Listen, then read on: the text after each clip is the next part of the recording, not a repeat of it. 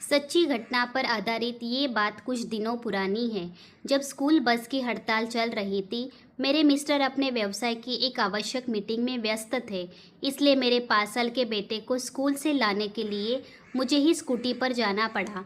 जब मैं स्कूटी से घर की ओर वापस आ रही थी, तब अचानक रास्ते में मेरा बैलेंस बिगड़ा और मैं एवं मेरा बेटा हम दोनों स्कूटी सहित नीचे गिर गए। मेरे शरीर पर कई खरोंच आई, लेकिन प्रभु की कृपा से मेरे बेटे को कई खरोच तक नहीं आई। हमें नीचे गिरा देखकर आसपास के कुछ लोग इकट्ठे हो गए और उन्होंने हमारी सहायता करनी चाहिए।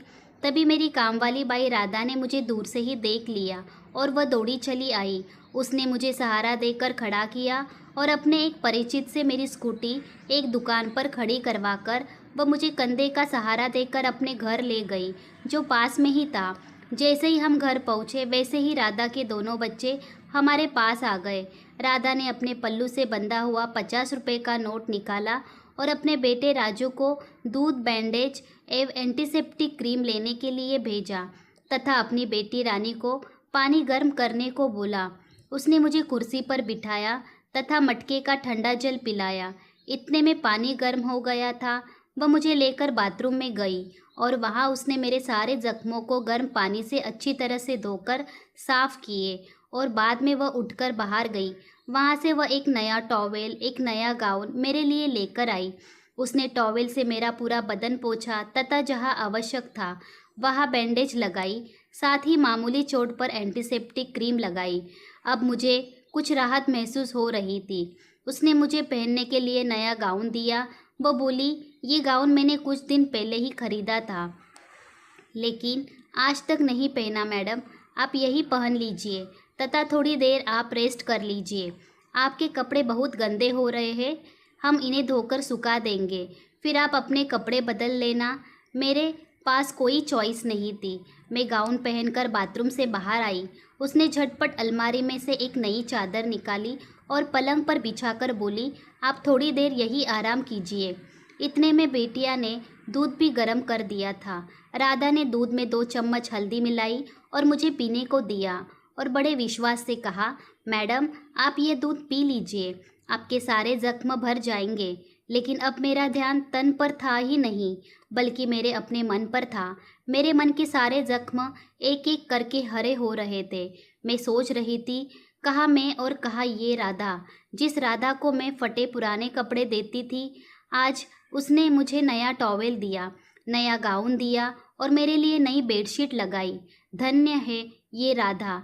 एक तरफ मेरे दिमाग में ये सब चल रहा था, तब दूसरी तरफ राधा गरम गरम चपाती और आलू की सब्जी बना रही थी। थोड़ी देर में वह थाली लगाकर ले आई। वह बोली, आप और बेटा दोनों खाना खा लीजिए। राधा को मालूम था कि मेरा बेटा आलू की सब्जी ही पसंद करता है और उसे गरम गरम रोटी चाहिए, इसलिए उसने रानी से तैयार करवा दी थी। रानी बड़े प्यार से मेरे बेटे को आलू की सब्जी और रोटी खिला रही थी और मैं इधर प्रायश्चित्त की आग में जल रही थी। सोच रही थी कि जब भी इसका बेटा राजू मेरे घर आता था तो मैं उसे एक तरफ बिठा देती, उसको नफरत से देखती थी और इन लोगों के मन में हमारे प्रति कितना प्रेम है, ये सब सोच सोचकर मैं आत्मग्लानि से भरी जा रही थी। मेरा मन दुख और पश्चाताप से भर गया था। तभी मेरी नज़र राजू के पैरों पर गई, जो लंगड़ा कर चल रहा था। मैंने राधा से पूछा, राधा इसके पैर को क्या हो गया, तुमने इलाज नहीं करवाया? राधा ने बड़े दुख भरे शब्दों में कहा, मैडम इसके पैर का ऑपरेशन करवाना है, जिसका खर्च करीबन 10,000 है। मैंने और राजू के पापा ने रात दिन तक करके 5,000 तो जोड़ लिए हैं। 5,000 की और आवश्यकता है। हमने बहुत कोशिश की, लेकिन कहीं से मिल नहीं सके। ठीक है, भगवान का भरोसा है, जब आएंगे तब इलाज हो जाएगा, फिर हम लोग कर ही क्या सकते हैं। तभी मुझे ध्यान आया कि राधा ने एक बार मुझसे 5,000 अग्रिम मांगे थे और मैंने बहाना बनाकर मना कर दिया था। आज वही राधा अपने पल्लू में बंधे सारे रुपए हम पर खर्च करके खुश थी और हम उसको पैसे होते हुए भी मुकर गए थे और सोच रहे थे कि बला टली। आज मुझे पता चला कि उस वक्त इन लोगों को पैसों की कितनी सख्त आवश्यकता थी। मैं अपनी ही नज़रों में गिरती ही चली जा रही थी। अब मुझे अपने शारीरिक जख्मों की चिंता बिल्कुल नहीं थी, बल्कि उन जख्मों की चिंता थी जो मेरी आत्मा को मैंने ही लगाए थे। मैंने दृढ़ निश्चय किया कि जो हुआ सो हो, लेकिन आगे जो होगा वह सर्वश्रेष्ठ ही होगा। मैंने उसी वक्त राधा के घर में जिन जिन चीज़ों को अभाव था उसकी एक लिस्ट अपने दिमाग में तैयार की। थोड़ी देर में मैं लगभग ठीक हो गई। मैंने अपने कपड़े चेंज किए, लेकिन वह गाउन मैंने अपने पास ही रखा और राधा को बोला, ये गाउन अब तुम्हें कभी भी नहीं दूंगी। ये गाउन मेरी ज़िंदगी का सबसे अमूल्य धरोहर है। राधा बोली, मैडम ये तो बहुत हल्की रेंज का है। राधा की बात का मेरे पास कोई जवाब नहीं था। मैं घर आ गई, लेकिन रात भर सो नहीं पाई।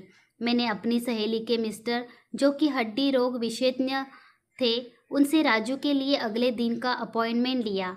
दूसरे दिन मेरी किट्टी पार्टी थी, लेकिन मैंने वह पार्टी कैंसिल कर दी और राधा की ज़रूरत का सारा सामान खरीदा और वह सामान लेकर मैं राधा के घर पहुंच गई। राधा समझ ही नहीं पा रही थी कि इतना सारा सामान एक साथ में उसके घर में क्यों लेकर आई।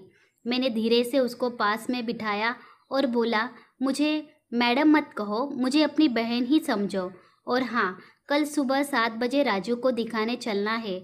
उसका ऑपरेशन जल्द से जल्द करवा लेंगे और तब राजू भी ठीक हो जाएगा।